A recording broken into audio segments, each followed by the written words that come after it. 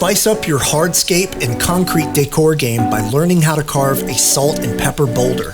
Join us on December 17th for an online workshop where we will be creating a salt and pepper granite boulder.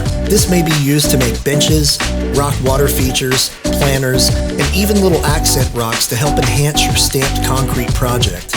Many of the participants who attend our classes already have a business such as stamped concrete or hardscape decor. By including small details like these, you can truly set yourself apart from the competitors. It's not difficult to get started, but there are some things you'll need to know right away, and we want to provide you with the greatest training available. This online session will offer several benefits such as live Q&A, discussion, and Warren Ness, the instructor, will be available in real time to answer any of your questions.